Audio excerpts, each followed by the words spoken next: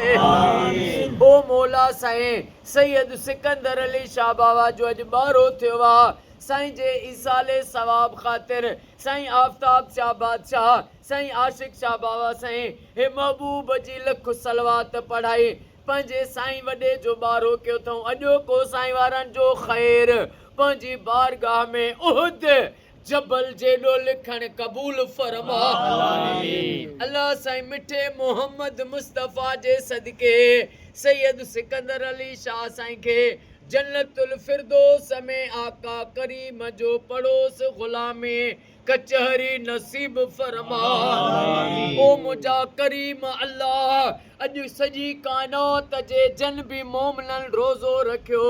सभिनी रोज़ेदारनि जे रोज़े जो वास्तो थी मौला मिठे मोहम्मद मुस्तफ़ा जे बचड़नि जो वास्तो थी ईरान जी ज़ाहिरी ऐं ग़ैब मां मदद फरमा जेको ईरान जो दुश्मन आहे उनखे निस्तो नाबूद फरमा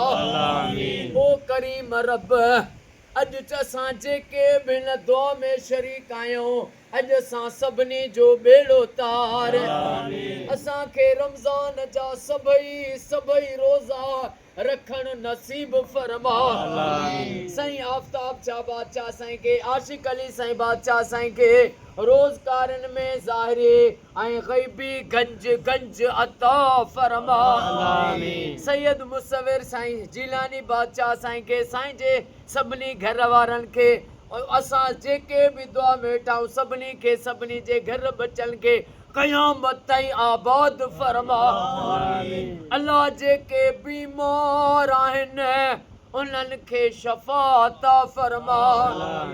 बे औलादनि खे औलाद अता फरमा बेरोज़गारनि खे रोज़ी अता फरमा इन्नल्लाह व मलाइकतहु युसल्लूना अलल नबी या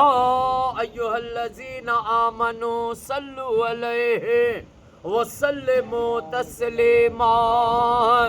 अल्लाहुम्मा सल्लि अला मुहम्मद व आले मुहम्मद नारे हैदरी